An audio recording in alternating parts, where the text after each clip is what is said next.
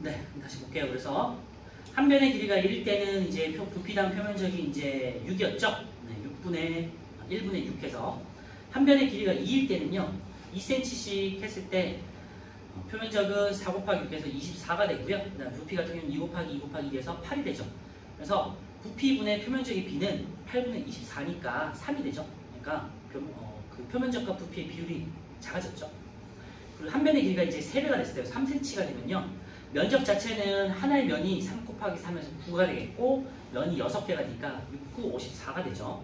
그리고 부피 같은 경우는요. 3 곱하기 3 곱하기 3 해서 27이 되죠. 그러니까 부피분의 표면적은 2가 되겠죠. 27분의 54니까 그죠? 그래서 부피당 표면적의 비 혹은 표면적과 부피의 비율이 점점점 작아지죠. 6대 3대 2로. 그래서 세포가 커지면요. 표면적이 커지는 비율이 부피가 커지는 비율보다 작아서 부피에 대한 표면적인 비가 작아진다 했죠. 그래서 여기다 비출하세요. 세포가 클수록 세포 표면을 통한 물질 교환이 불리해진다 되어 있는데요. 부피당 표면적인 비가 작아지기 때문에 표면적이 상대적으로 작아진다는 의미예요. 그래서 우리 몸도 그렇고요. 여러 가지 동식물들의 여러 가지 기관들을 보면요. 부피에 비해서 표면적이 되게 넓어지는 경우가 되게 많아요. 어떤 경우가 있냐면 우리 2학년 때 배우는 것 중에 소장은 주름이 져 있죠. 그죠? 융기가 이렇게 돼 있잖아요. 그래서 소장에 있는 주름이라든지 아니면 식물의 뿌리라든지 그리고 우리 몸에 있는 체세포의 표면적인 비율이라든지 이런 것들은 부피에 대해서 표면적으로 되게 넓히는 구조로 돼 있어요. 보통 이제 접혀져 있거나 주름져 있거나 이렇게 돼 있거든요. 그 이유가 뭐냐면 물질 교환을 위해서 표면적을 넓히기 위함이다. 이렇게 생각해 주시면 돼요. 그래서 결론은 표면적이 넓어지는 이유는 물질 교환을 더 효율적으로 원활하게 하기 위함이에요.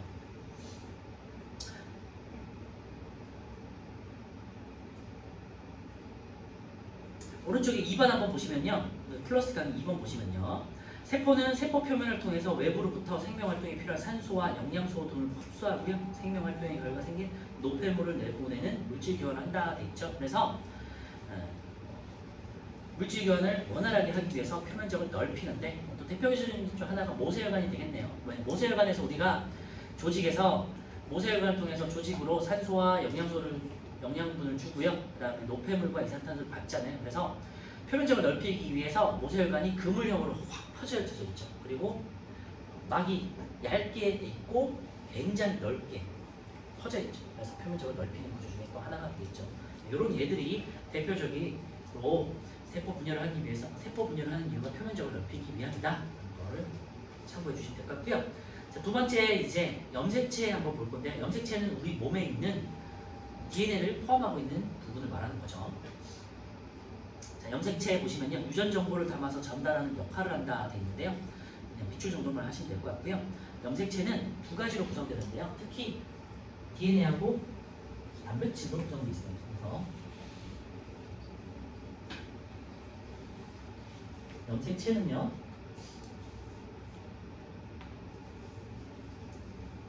플러스 단백질로 되어 있고요. 단백질의 이름은 이제 히스톤 단백질이라고 해요. 참고로만 해주시면 될 것 같고 DNA가 하나의 실이라면요. 이 실을 묶어주는 구슬 같은 역할을 하는 게 이제 단백질이라고 생각하시면 돼요. DNA를 이제 묶어주는 역할을 하는 게 단백질이에요. 그래서 DNA와 단백질이 항상 같이 존재하고요. DNA 실을 단백질 이렇게 구슬 6개, 이렇게 8개가 있고 그 사이사이에 이렇게 실이 한 번씩 묶여지고 그래서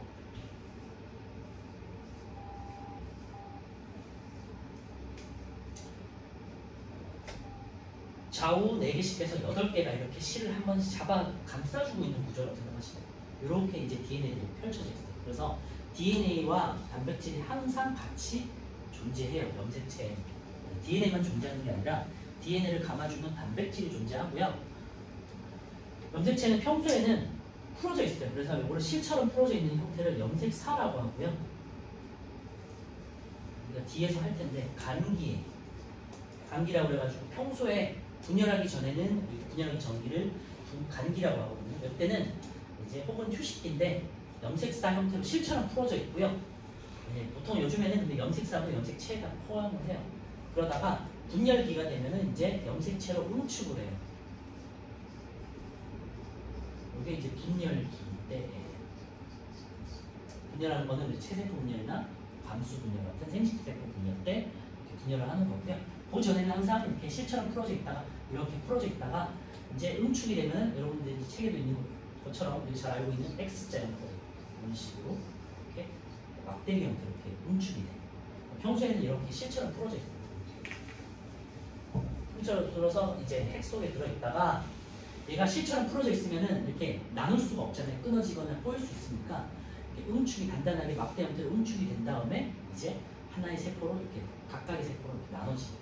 그래서 평소에는 실처럼 풀어져 있고 분열할 때만 단단하게 막대 형태로 우리가 알고 있는 이런 X자 형태로 응축이 된다. 이 정도만 기억하시면 될 것 같아요. 그래서 DNA를 보시면요, 유전 물질이고요. 우리가 이제 흔히 알고 있는 유전자라는 것들이 이 DNA 상에서 하나하나의 부분들을 말해요. 그래서 이렇게 DNA가 있으면요, 유전자라는 거는 특정 부분들을 하나하나씩의 부분들을 유전자 A, 유전자 B, 이 부분은 유전자 C 이런 식으로 DNA상에 있는 특정 어떤 유전 정보를 담고 있는 부분을 유전자라고 하고요. 유전자들이 다 모여있는 이 부분을 DNA라고 하고 DNA는 하나하나씩 단백질들로 묶여있다. 그리고 그거를 합쳐서 염색체라고 한다고 해요. 그래서 염색체가 가장 큰 부분이고요. 그 안에 DNA가 있고 그 DNA 안에 하나하나의 부분들을 유전자라고 해요. 그래서 이 정도까지만 한번 참고해 주시면 될 것 같아요. 그래서 염색체가 가장 큰 부분이고요. 염색체, 그 다음에 염색체 안에 DNA가 들어있고요. DNA 하나하나의 그 부분들을 또 유전자라고 해요. 그래서 그냥 용어적인 부분 정도만 이렇게 놓으시면 될 것 같아요. 물론 이제 DNA 같은 경우는요, 뭐 조금 더 조금만 더 말씀드리면 이제 DNA는 이중 나선이라고 해가지고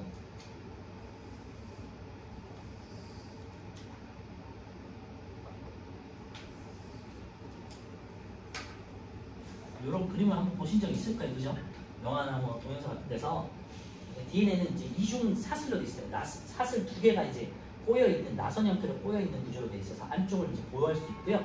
안쪽에 뭐 염기가 있고 바깥쪽에는 이제 DNA를 보호할 수 있는 여러 가지 뭐 당이나 인상 같은 것들이 보호하고 있는데 그런 것들은 나중에 배우도록 하고요. 어쨌건 이중으로 되어 있다. 이 정도까지만 오늘은 그냥 다루면 될 것 같아요. 그래서 염색체가 가장 크고 그 다음 DNA가 들어있고 DNA 안에 있는 각 부분들을 유전자라고 한다. 이 정도 기억하시면 될 것 같고요. 두 번째 유전자 보시면 그래서 DNA에서 유전 정보를 저장하고 있는 특정 부위예요. 이 정도만 참고하시면 될 것 같아요. 하나의 DNA는 당연히 많은 수의 유전자가 있겠죠. 수십억 개의 유전자들이 있어요. 자, 염색 분체는요, 하나의 염색체를 이루고 있는 각각의 가닥을 말하는데 유전 정보가 서로 갖다 돼 있죠. 여기다가 밑줄에 넣으세요. 오른쪽을 그림을 보시면요, 막대 형태가 두 개가 이렇게 붙어 있잖아요. 그래서 X자 형태, 우리가 알고 있는 그 유전 염색체에서 이렇게 지금 결합이 되는데 여기 결합하는 물질을 우리가 동원체라는 단백질이 잡아주는 역할을 하고요. 요 하나의 막대가, 요거 하나하나가 막대예요. 그래서 이거를 염색체를 구성하고 있을 때 처음에는 원래는 제가 아까 말씀드렸지만 그 평소에는 핵 속에 실처럼 꼬여 있어요. 그런데 얘가 분열기가 되면은 얘가 DNA가 두 배로 증폭이, 두 배로 복제가 돼요. 왜냐하면 하나의 세포에서 쪼개질 때 두 개의 세포로 나눠지니까 여기가 염색체가 하나가 있다면 얘가 하나하나씩 나눠줘야 되잖아요. 똑같은 염색체 똑같이 나눠줘야 되잖아요. 그러니까 이 사이에 복제되는 과정이 있거든요. 뒤에 가서 할 건데 어쨌건 DNA가 두 배가 돼요. 이때 두 배가 될 때 이렇게 하나하나 A라는 부분하고 B라는 부분으로 이렇게 두 개가 생기는데 A와 B는 같은 거예요. 헷갈리니까 A라는 염색 그 DNA가 두 개가 생기게 돼요. 복제가 돼요. 나눠줘야 돼요. 그래서 얘가 나중에는 이렇게 쪼개질 거예요. 어쨌건 그래서 요 하나하나의 요거를 X자 형태로 우리가 염색체라고 하고요. 여기다 쓸게요. 염색체라고 하고요. 염색체를 이루고 있는 하나하나의 막대를 우리가 염색 분체라고 해요. 분자가 나눌 분자예요. 그래서 염색체를 이루고 있는 두 가지의 막대라는 뜻이에요. 그래서 당연히 얘네는 하나의 막대를 복제한 거니까 똑같은 DNA라고 생각하시면 돼요. 그래서 똑같은 염색 분체는 같은 애라고 생각하시면 돼요. 절대 다른 애가 아니에요. 그래서 염색 분체는 하나의 염색체를 이루는 각각의 가닥이고 같은 DNA를 복제한 거기 때문에 유전 정보가 서로 같아요. 그래서 꼭 기억해 두세요. 유전 정보가 동일하다는 거. 그리고 이때는요, 평소에 이렇게 두 개가 존재하는 게 아니라 다시 말씀드리자면 분열기 때 DNA를 두 배로 복제를 한 다음에 이렇게 붙여놓고 나중에 분열할 때 쪼개는 과정이라고 생각하시면 돼요. 그래서 동원체라는 단백질이 두 개의 염색 분체를 꽉 잡아주고 있다. 그리고 동원체는요,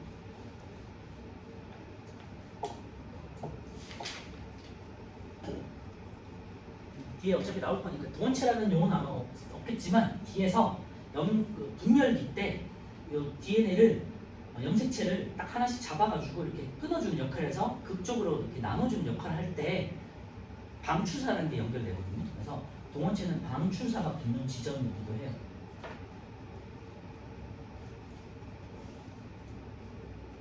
다시 정리하면요, 염색체는요 분열기 때 이런 식으로 염색 분체로 나눠져 있고요. 각각의 염색 분체 두 개가 동원체라는 단백질에 붙어 있는데 이 동원체는 염색 방출사가 붙는 자리다.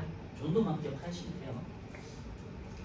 그래서 책에서는요, 염색체 가운데 보시면요, X자 형태 가운데 부분이 뭔가 잡혀 있잖아요. 여기가 동원체가 붙는 지점이고요. 이 동원체가 나중에 방출사라는 실이 붙는 지점이라고 생각하시면 돼요.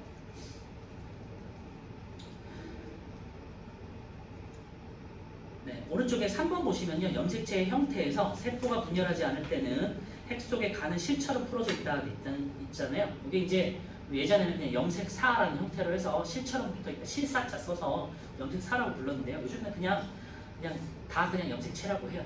어쨌건 평소에는 실처럼 풀어져 있다. 그러다가 분열할 때만 이렇게 단단하게 응축된다, 막대기 형태로 응축된다. 이렇게만 기억해 주세요. 아시겠죠?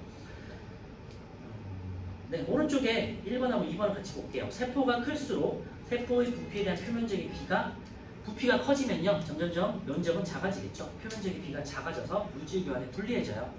그러니까 세포는 어느 정도 커지면 분열해서 수를 늘린다가 되겠죠.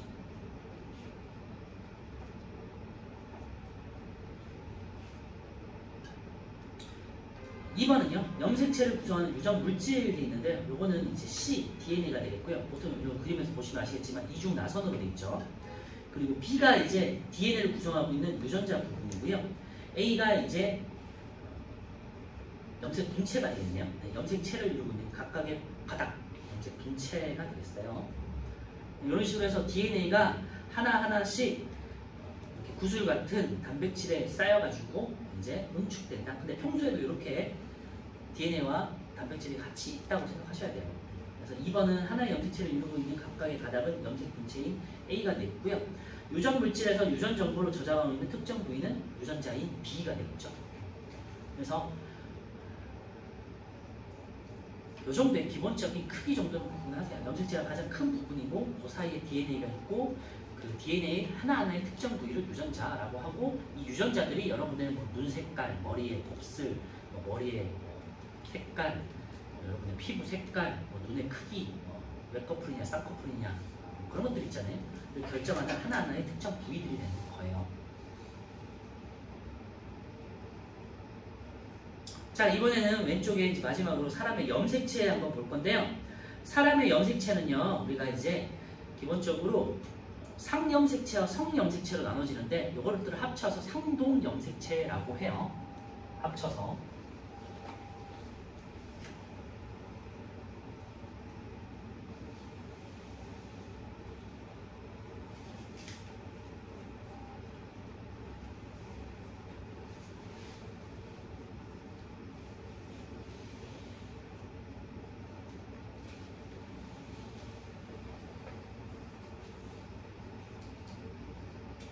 상동이잖아요.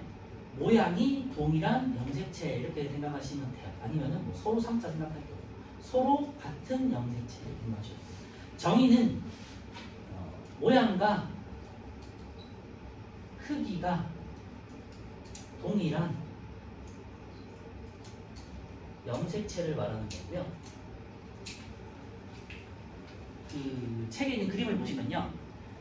이제 1번부터 46번까지 사람의 염색체를 이제 크기 순으로 이제 배열을 한 거거든요. 그래서 1번부터 2번, 1, 2, 3, 4, 5, 6, 7, 8 해서 45번까지 44, 45가 한 쌍씩이에요. 그래서 22번이지. 한 쌍에 두 개씩 있거든요. 그래서 22쌍이 이제 상염색체라는 게 있고, 그 다음에 마지막으로 여러분 알고 있는 XY, XX 이런 것처럼 남녀의 성별을 구조하는 게 성염색체거든요. 어쨌건 그런 식으로 해서 모양과 크기가 비슷한 애들끼리 이렇게 좀 나열을 해요. 이제 그래서 묶어놓은 게 있는데 한 쌍씩으로 상동 염색체라고 해요. 그래서 여자나 남자를 보시면요. 1번 염색체가 제일 왼쪽 위에 있는 건데요. 가장 크기가 크죠. 그리고 2번 염색체가 1번보다는 작아요. 3번은 더 작고, 그래서 22번까지 가보면요. 22번이 가장 작죠. 그래서 모양과 크기가 같은 동일한 염색체 한 쌍을, 동일한 염색체 한 쌍을, 한 쌍 염색체를 상동 염색체라고 하고요. 상동 염색체는 상염색체하고요. 하고 성염색체 두 가지로 나눠져요.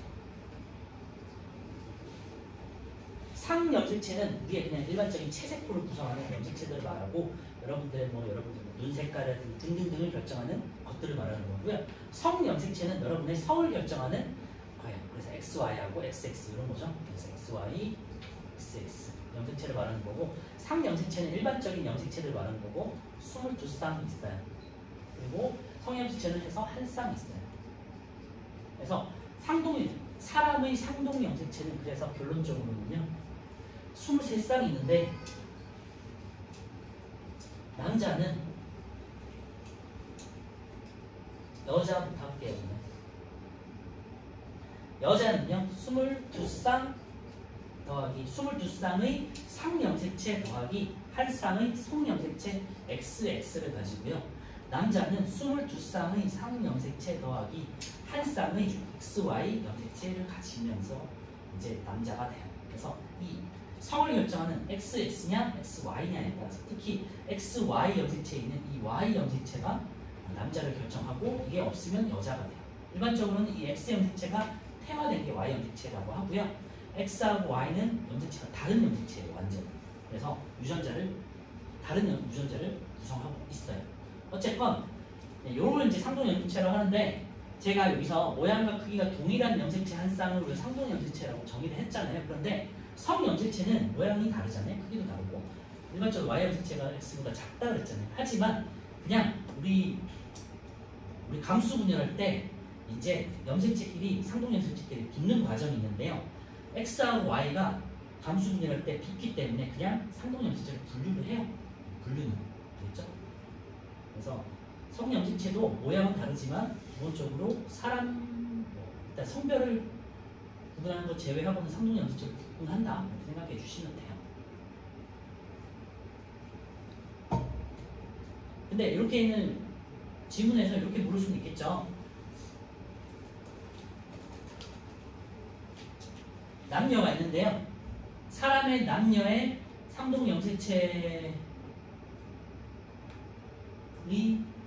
모양은 항상 같다? 이렇게 하면 틀리게 되겠죠. 그죠? 모양은 다르니까. 이건 이제 나중에 고등학교 때 다룰 내용이긴 한데 간단하게 말씀드릴게요. 자, 그래서 상동 염색체부터 다시 보시면요. 체세포에서 쌍을 이루고 있는 크기와 모양이 같은 두 개의 염색체가 있는데, 거기다 이제 빗줄여 주시고요. 항상 두 개씩 있어요. 이게 만약에 한 개가 늘어나거나 한 개가 부족하거나 하면은 이제 유전적인 질환이 생기는 거죠. 그래서 여러분들 잘 알고 있는 어떤 다운 증후군이라고 한번 잘 아실 거예요. 들어본 적 있죠? 아니면은 그런 친구들을 좀 보실 수 있어요. 키도 좀 작고 얼굴이 조금 크고 이렇게 눈이 조금 멀어져 있고 그런 친구들 있잖아요. 한 번씩 이제 다니다 보시는데, 그런 친구들은 다운 증후군이라고 해가지고 어떤 염색체의 수가 3개로 증가되는 거예요. 보통 우리가 2개씩이잖아요. 그죠? 그런데 상염색체가 3개로 늘어나는 경우가 있어요. 어떤 염색체에서. 그게 이제 다운 증후군이라는 질병입니다. 그래서 유전자 수가, 염색체 수가 많아지면 질병에 걸릴 수 있다. 참고해 주시고요. 상동 염색체, 근데 용어 정리를 잘 해주셔야 돼요. 유전학 학회에서는요, 용어가 굉장히 헷갈리기 때문에 상동 염색체 같은 거 다시 정리하면요, 체세포에서 쌍을 이루고 있는 크기와 쌍을 이루고 있는 크기와 모양이 같은 염색체들을 말해요. 크기와 모양이 같은 한 쌍의 염색체, 그러니까 두 개가 항상 존재하겠죠? 그래서 1번 염색체 2개, 2번 염색체 2개, 3번 염색체 2개, 4번 염색체 2개, 쭉쭉쭉 가서 22번 염색체 2개, 알겠죠? 그리고 XX와 XY 같은 성 염색체도 상동 염색체로 분류를 해요. 두 번째, 성 염색체는요, 상 염색체는요, 남녀 공통으로 가지고 있고, 우리 일반적인 뭐 체세포를 구성하고 있고, 그냥 뭐 우리 특징적인 우리 몸의 여러 가지 특징들을 구성하는 것들이라고 생각하시면 돼요. 3번은요, 성 염색체는 성을 결정하는 염색체고 두 가지의 종류가 있어요. X 염색체, Y 염색체. 그리고 남자는 XY, 여자는 XX 이렇게 구성된다. 밑에 있는 이제 여자의 염색체 구성하고 남자의 염색체 구성인데 이런 거는 이제 핵형 분석이라고 그래가지고 염색체의 모양과 크기, 수 이런 것들을 이제 크기 순으로 배열한 것들을 핵형 분석이라고 하거든요. 그래서 보시면요, 1번부터 22번까지 아까 말씀드렸지만 크기별로 쭉 있어요. 1번이 가장 크고 22번이 가장 작아요. 1번부터 22번까지가 상 염색체고요. 마지막에 항상 성 염색체를 제일 마지막에다가 배치를 해요.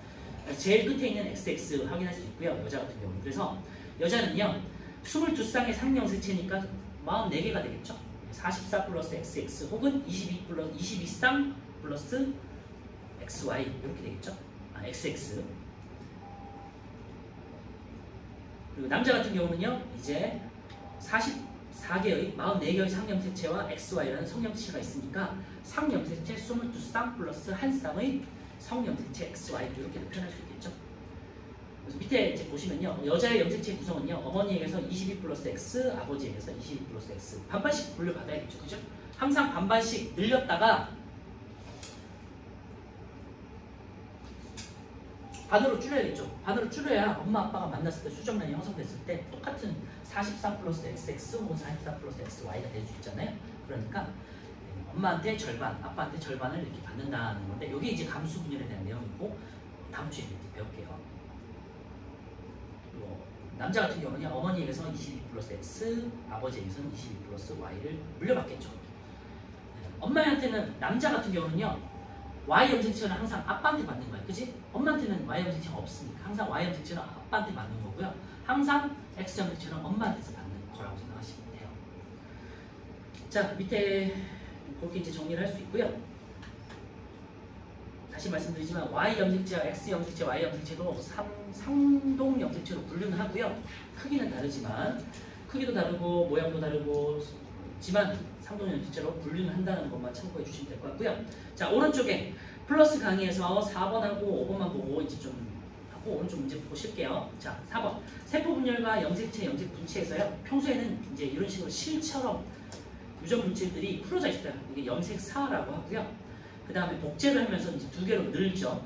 늘면서 이제 분열을 줄 때 이제 응축이 돼요. 단단한 막대 형태로 응축이 되고 이 염색체가 각각의 염색 분체로 나눠져 있지만 사실은 그 사이에 동원체라는 단백질이 잡아주고 있다 그랬죠. 그리고 분열기가 되면요, 이 동원체에 방추사가 붙어서 양쪽으로 이제 끌어당겨요. 그러면서 이제 분리가 되죠. 그러면서 각각의 염색 분체들이 쪼개져가지고 하나의 염색체가 되고요. 다시 이제 분열기가 끝나면 실처럼 풀어지는 모습이 돼 있어요. 그거 이제 뒤에 가서 다시 보도록 하고요. 밑에 이제 생물의 염색체 수를 보시면요, 염색체 수라는 건요, 염색체 수와 진화의 정도는 상관이 없어요. 그래서 뭐 예를 보면요, 완두는 14개, 사람은 46개인데 침팬지가 48개예요. 그럼 침팬지가 사람보다 더 진화된 거냐? 아니잖아요. 그런 건 아니잖아요. 그래서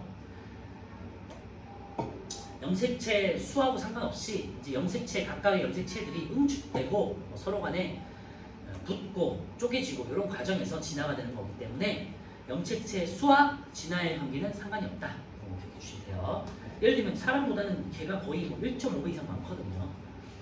사람은 46개, 개는 78개, 소나무는 24개, 초파리 8개, 침팬지 48개 되어 있고요.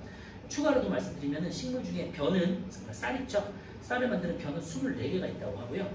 고양이는 38개라고 하고요. 감자는 48개. 감자가 48개인데 침팬지 48개면 얘네가 진화 정도가 동일하다고 할 수 없잖아요. 그치? 진화 정도랑 염색체 수는 상관이 없어요. 무는 18개 정도라고 하네요. 그러니까 참고로 한번 해두시면 될 것 같아요. 그래서 염색체 수와 생물존을 판단할 수 있는 밑에 보시면요. 체세포에 들어있는 염색체 수와 모양은 생물 종에 따라 다르고요. 같은 종물의 생물에서는 무조건 같아요. 그래서 사람 같은 경우는 무조건 46개, 22쌍 플러스 성염색체 이렇게 구성된다는 거고요. 어쨌건 사람은 한 46개, 그리고 침팬지 48개 이런 식으로 생물마다 다르다. 그래서 생물종을 판단할 수 있는 고유한 특징이지만 만약에 염색체 수가 같아요.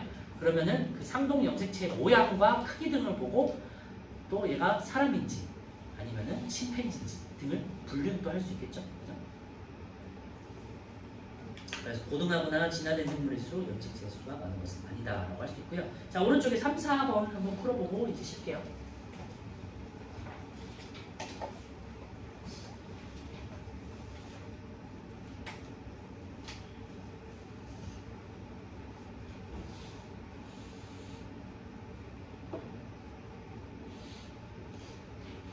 참고로 상동 염색체에서 상 염색체는 우리 몸을 구성하고 있는 여러 가지 체세포들을 말하는 거고요. 성 염색체는 우리 몸에서는 특히 남자 같은 경우는 정자, 여자 같은 경우는 난자를 구성하는 세포들을 말하는 거예요.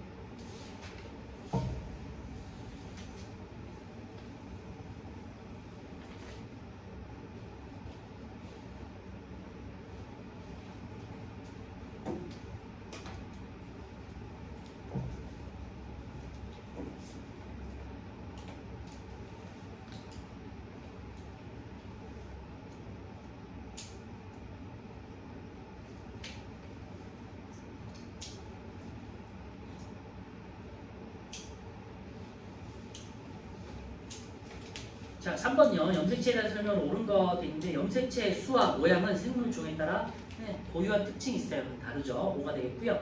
하나의 염색체를 이루는 두 염색 분체는 유전 정보가 같아요. 하나의 염색체가 복제한 거기 때문에 염색 분체는 같은 거예요. 아시겠죠? 그래서 염색체를 구성하고 있는 각각의 막대기를 염색 분체라고 한다라고 기억하시면 돼요. X. 3번 상동 염색체는 어머니와 아버지에게서 각각 하나씩 물려받은 거고요. 한 생물의 체세포에 들어있는 염색체 수와 모양은 몸의 부위에 따라 다른 건 아니고요. 몸의 부위에 따라 다 같죠? 다 같고요. 정자와 난자에서만 조금 다를 수 있겠죠. 자, X. 4번 사람의 체세포에 들어있는 총 염색체 수는 46개예요. 상 염색체는 이제 44개니까 22쌍이 되겠고요. 성 염색체는 2개니까 1쌍이 되겠죠. 3번 남자의 성 염색체는 XY고요. 여자의 성 염색체는 XX예요. 4번 간은요. 성 염색체를 보면 이제 오른쪽 위에 있어요. 이번에는 XX고요. 나는 XY로 되겠죠. 그러니까 간은 여자, 나는 남자인 거고요. 4번에 가는 여자. 5번 남자는 이제 Y 염색체는 아버지한테서 물려받겠죠. 아빠가 항상 Y 염색체를 계속해서 대대로 남자한테 계속해서 전달이 된다고 생각하시면 돼요. 그래서 여기까지 하고 10분 쉬었다가 뒤에 있는 체세포 부분 한번 볼게요.